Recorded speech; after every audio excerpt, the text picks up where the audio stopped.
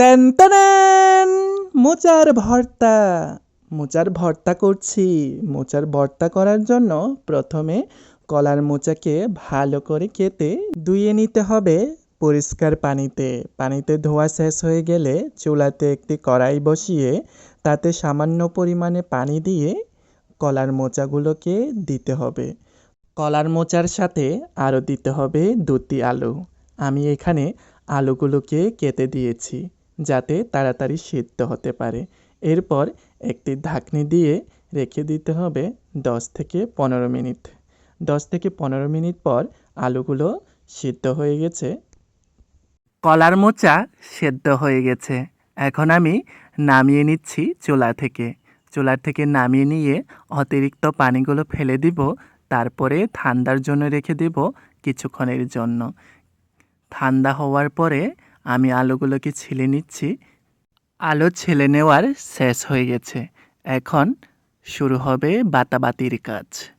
তাই আমি একটি হামানদিস্তা এনেছি কলার মোচাগুলোকে বাটার জন্য।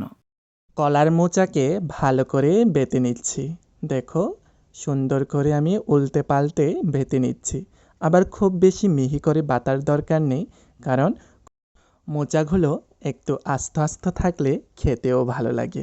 মিহি করে ভাজলে তা মুখের মধ্যেই লাগে না। এই জন্য আমি বাটার কাজকে ব্লেন্ডারে না করে হামানদিস্তাই করছি, কারণ একটু আস্ত আস্ত থাকলে খেতে ভালো লাগে। তো কথা বলতে বলতে আমার বাটাবাটির কাজটাও শেষ হয়ে গেছে। এখন আমি মরিচগুলোকে পরিষ্কার করে নিচ্ছি। মরিচগুলোকে পরিষ্কার করে নিয়ে ভালো করে ধুয়ে তারপরে একটি শুকনো খোলায় ভেজে নেব। মরিচগুলো ভাজা শেষ করে আমি বেটে নিয়েছি। তারপর চুলাতে একটি কড়াই বসিয়ে তাতে সামান্য পরিমাণে তেল দিয়েছি। তেল দিয়ে আগে থেকে কেটে ধুয়ে রাখা শুটকি মাছগুলোকে ভেজে নিতে হবে। শুটকি মাছগুলোকে ভালো করে উল্টে পাল্টে কড়কড়া করে ভেজে নিতে হবে। যখন শুটকি মাছগুলো ভাজি হয়ে যাবে তখন একটি বাটিতে তুলে নিতে হবে।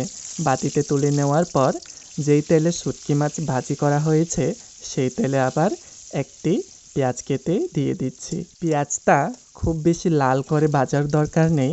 যখন একটু নরম হয়ে আসবে তখন আগে থেকে বেটে রাখা মরিচগুলোকে দিয়ে কষিয়ে নিতে হবে কিছুক্ষণ কষিয়ে নেওয়ার পরে পরিমাণ মতো লবণ দিয়ে তাতে আবার দিয়ে দিতে হবে বেটে রাখা কলার মোচা দিয়ে কিছুক্ষণ নেড়েচেড়ে কষিয়ে নিতে হবে।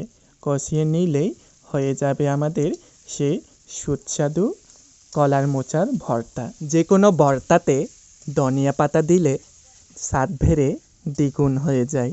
এখানেও ব্যতিক্রম নয়। মোচার ভর্তাতেও ধনিয়া পাতা দিতে হয়। আমাদের হাতের নাগালে ধনিয়া পাতা ছিল না, তাই দিতে পারিনি। আর এখন ধনিয়া পাতা সিজনও না, তাই আমি ধনিয়া পাতা দেইনি। আপনাদের হাতের নাগালে যদি ধনিয়া পাতা থাকে তাহলে অবশ্যই ধনিয়া পাতা দিয়ে খাওয়ার চেষ্টা করবেন। এতে স্বাদ দ্বিগুণ হয়ে যায়। আমার হাতে যে কোনো ভর্তা রেসিপি খেতে সবাই পছন্দ করে। জানি না খুব বেশি ভালো বানাই কি না, তারপরেও খেয়ে সবাই প্রশংসা করে। আর প্রশংসা শুনতে কার না ভালো লাগে, আমারও ভালো লাগে। বলতে বলতে আমার এই ভর্তা রেসিপির রান্নাটা প্রায় শেষের দিকে। এখন শুধু উপর থেকে আগে থেকে ভেজে রাখা শুটকি মাছগুলোকে উপর থেকে টুং টাং করে ফেলে দিলে রান্নার কমপ্লিট। ট্যান ট্যান মোচার ভর্তা।